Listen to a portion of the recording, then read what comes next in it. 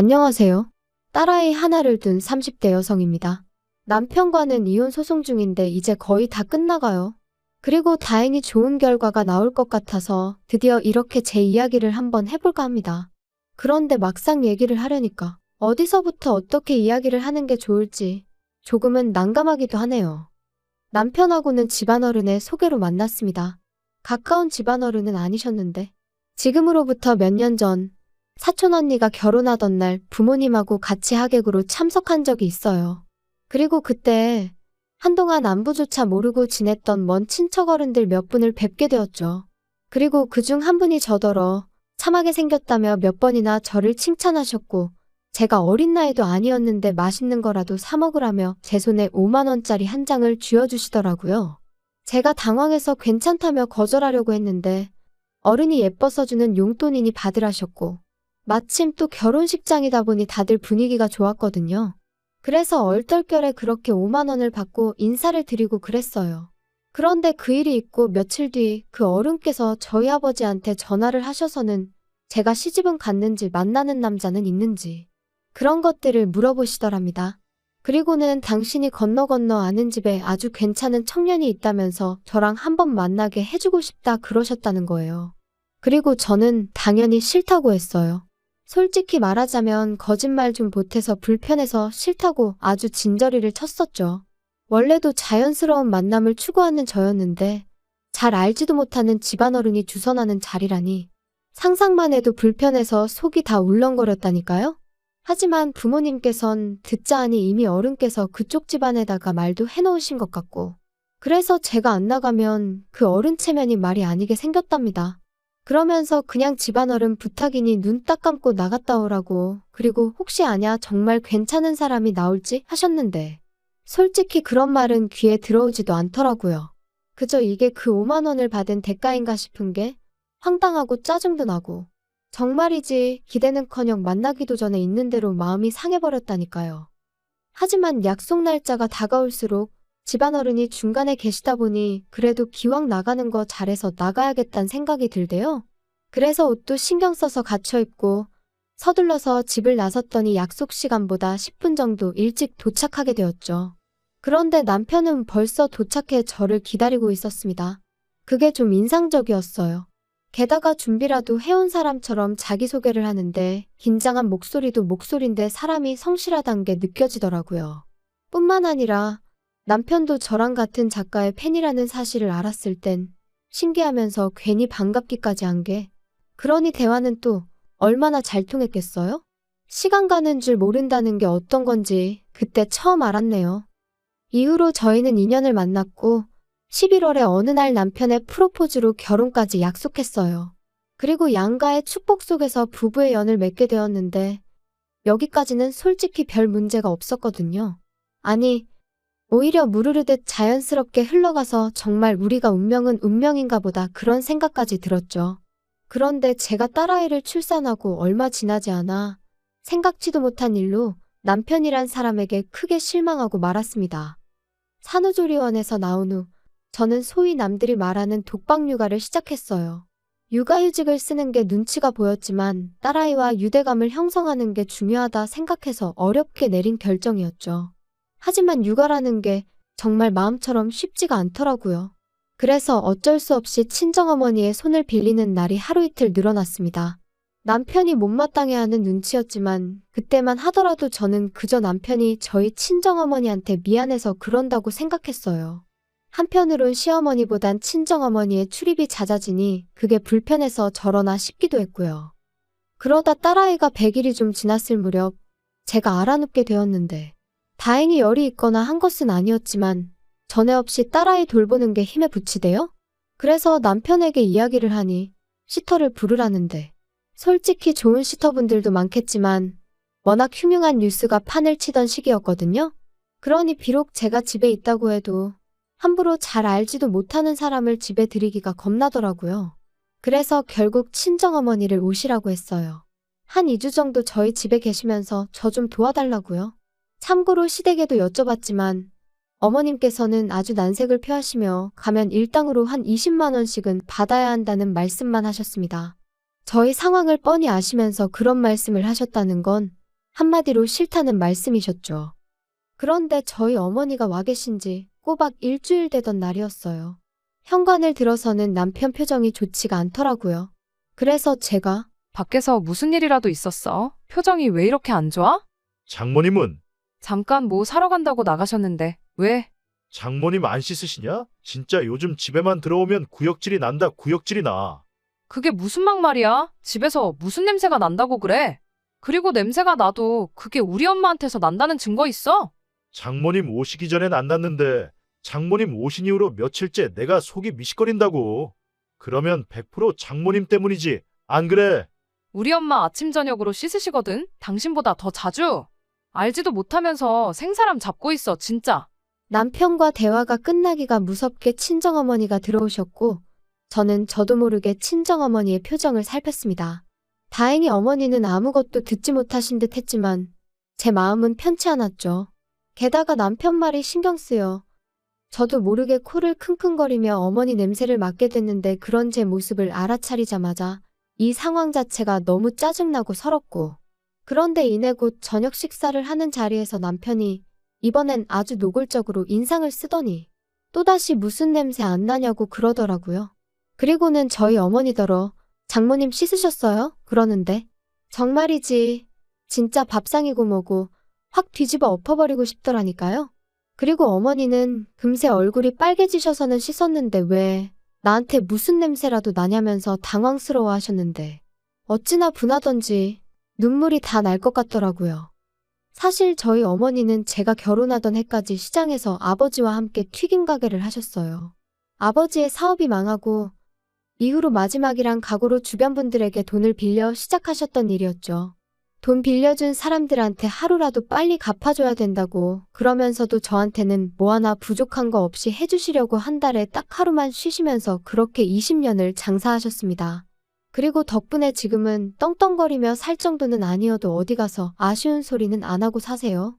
3층짜리 작은 건물이지만 새들어 장사하던 그 건물도 저희 부모님이 사셨거든요. 하지만 저희 어머니는 그 튀김 가게가 우리를 살렸다 하시면서도 기름 냄새라면 아주 진저리를 치십니다. 그래서 지금도 남들 다 좋아하는 치킨도 안 드세요. 그리고 남편도 이런 사연을 다 알고 있어요. 처음부터 숨길 생각도 없었지만 구구절절 얘기하려고 한 것도 아니었는데 남편이 어찌나 시부모님 고생하신 이야기를 우려먹고 또 우려먹던지 게다가 솔직히 제가 듣기엔 크게 고생하셨다는 느낌도 없었거든요. 하지만 자식 입장에선 자기 부모가 제일 애틋한 거 아니겠어요? 그래서 그런 남편에게 무안을 주는 대신 저도 저희 부모님 이야기를 했던 것뿐이었어요. 그리고 그때 분명히 이야기했거든요. 그런 이유로 우리 부모님은 두 분 다 냄새난다는 말에는 아주 예민하시다고요. 참고로 단지 튀김 냄새를 질리게 맡아서 그런 건 아니고 한참 장사에 매달리시던 무렵에는 정말 두 분 머리카락 한 올 한 올까지 소위 기름쩐내라고 하죠. 그 쩐내에 쩔어 있었어요. 그리고 두 분도 그 사실을 잘 알고 계셨기 때문에 정말 아침 저녁으로 몸이 벌게지도록 샤워를 하시더라고요. 특히나 어머니는 정말 살갗이 다 일어날 만큼. 그때를 생각하면 지금도 제 마음 한구석이 먹먹해져요. 아무튼 그랬는데 그 쩐내라는 게 쉽게 빠지질 않는 거예요.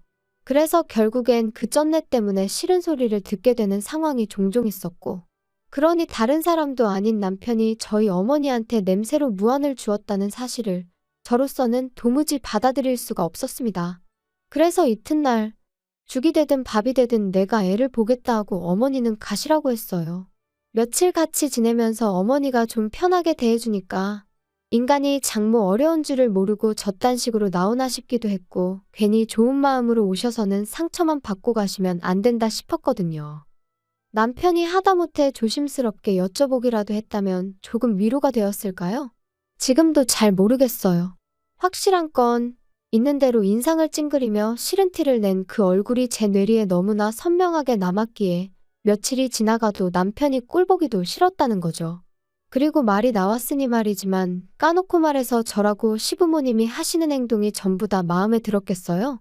식사 도중에 아버님은 트름을 열댓 번은 하시는 분이셨고 어머님은 설거지거리를 못하러 만드냐며 한 번도 반찬을 덜어서 드시질 않으셨습니다. 그래도 저는 평생을 저렇게 사신 분들이니 어떻게 다 내 입맛에 맞추겠나. 어쩌다 한 번이니 그냥 내가 이해하면 된다 생각하고 넘긴 적이 한두 번이 아니었어요. 그런데 남편이 먼저 그런 식으로 나오니 저도 더는 참지 말아야겠다고. 그게 뭐라고 아주 단단히 결심을 하게 되더라니까요. 그런데 그 일이 있고 얼마 지나지 않아 저는 청천벽력 같은 사실을 알게 되었습니다. 그렇게 친정어머니를 가시게 한 후로 마음 한켠이 답답하고 묵직한 게 그러다 하루는 그냥 무작정 친정부모님을 만나러 가고 싶더라고요. 그래서 연락도 없이 친정을 찾았는데 집안이 온통 어질러져 있었어요. 제가 알던 친정집 같지 않아서 도둑이라도 든 줄 알았을 정도로 말이죠.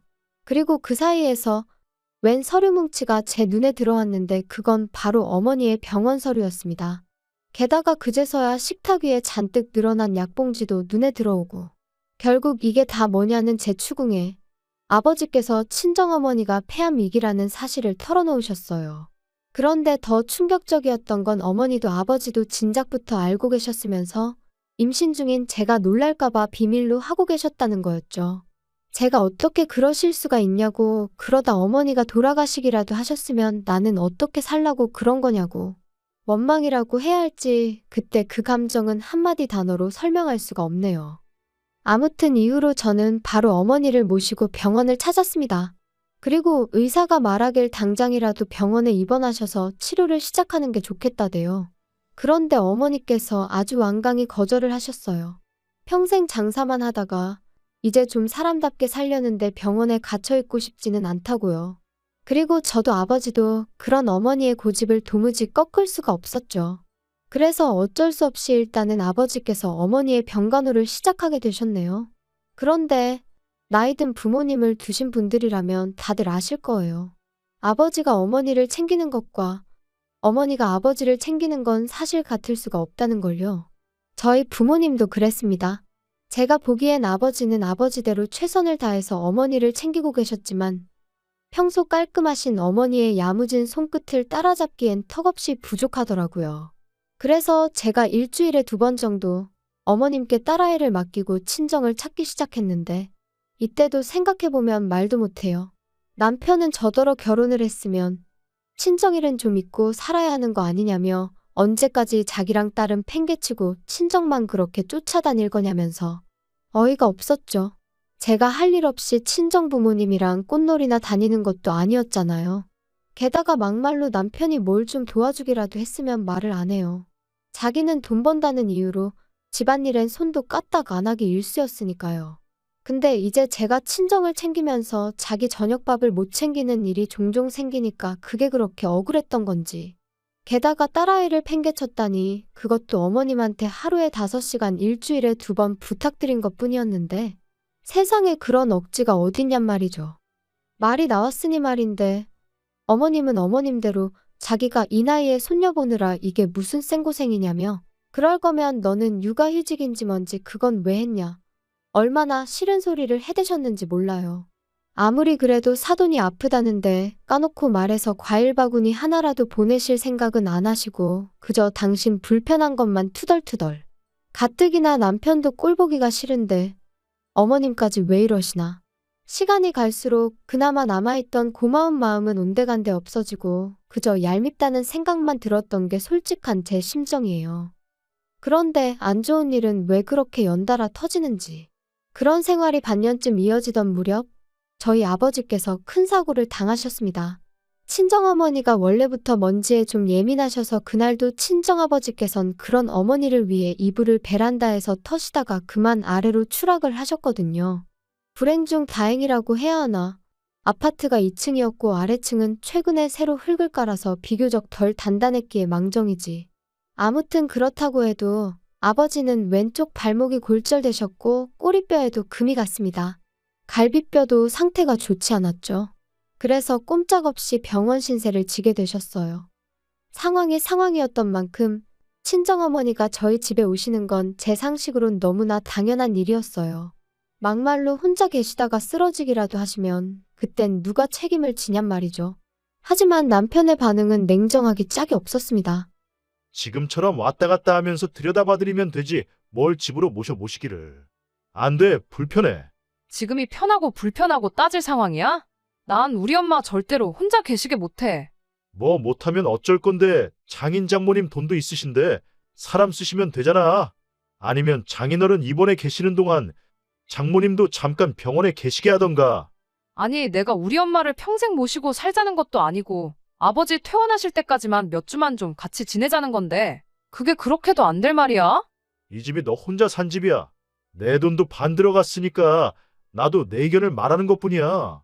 그리고 솔직히 너 지금 육아휴직 중이라 내가 외벌이 하는 거나 마찬가지잖아. 그러면 내 입장도 배려를 해줘야지. 거기다 내가 말은 안 하려고 했는데. 생각해보니까 장모님 아파서 냄새 나시는 거 아니야? 아프시단 핑계로 안 씻고 그러셨던 거 아니냐고. 역시 내 코가 개코라니까. 아무리 생각해도 안 되겠다. 나 장모님 냄새 못 견디겠거든? 생각만 해도 또 울렁거린다. 당신 진짜 말 그따위로밖에 못해. 그럼 뭐 시부모님한테는 꽃향기라도 나는 줄 아나 봐.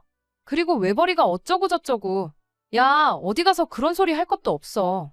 그 돈 뭐 나 용돈 쓰라고 벌어다 주니? 나 육아휴직 시작하고서 티셔츠 한 장 사 입은 거 없거든? 아이고 대단하십니다. 그럼 네가 매일같이 먹는 밥 반찬 생수는 어디 땅 파서 나왔냐? 남편과 말 같지도 않은 소리를 하며 다투는 제 자신을 보니 말 그대로 현타가 오더라고요. 그리고 이건 아니다. 이렇게 사는 건 아니다라는 생각이 딱 들었죠. 그래서 남편에게 마지막으로 한 번만 더 묻겠다 했습니다. 우리 어머니 모시고 단 몇 달만이라도 살겠냐? 아니면 나랑 지금 이혼하겠냐? 그러니까 남편 하는 말이 이것 봐, 이것 봐. 너 내가 몇 번이나 말했지. 너가 신경 쓸 가정은 나랑 우리 희연이가 있는 여기라고. 근데 지금 뭐 나더러 장모님을 모시던지 아니면 이혼을 하던지 선택을 하라고? 너 제정신이냐? 그래, 당신 말대로 내가 우선순위를 착각하고 있는 건지도 모르지. 하지만 나는 내 부모까지 나 몰라라라는 배우자를 존경하며 평생 한 이불 덮고 살 자신이 없거든. 이러다 막말로 우리 엄마나 아빠 잘못되기라도 하면 난 네가 악마로 보일 것 같은데 그때 가서 이혼하면 너무 늦잖아? 어이가 없다. 진짜. 그래 뭐 이혼하고 싶으면 이혼해. 그런데 희연이는 네가 못 데려가. 내가 키울 거야. 그거야 법대로 하자고. 장인장모 병간호도 못하게 해서 이혼한다는데 그런 철면피한테 과연 딸을 키우게 해줄지는 모르겠네. 좋은 변호사로 한번 잘 알아봐. 그리고 그날부로 저는 제 짐을 챙겨서 집을 나왔습니다. 술에 진탕 취해 남편이 잠든 사이를 틈타 아이도 데리고 나왔죠. 사실 남편이야 딸아이를 정말이지 눈에 넣어도 아프지 않을 정도로 예뻐한 건 사실이지만 시부모님은 아들이 아니라는 이유로 늘 시큰둥한 반응이셨어요. 그리고 남편은 어쨌든 혼자서는 아이를 돌볼 상황이 못 되었는데 그렇다고 시부모님이 봐주실 리도 없었으니 애를 내놓으라 할 리는 없겠다 싶었거든요.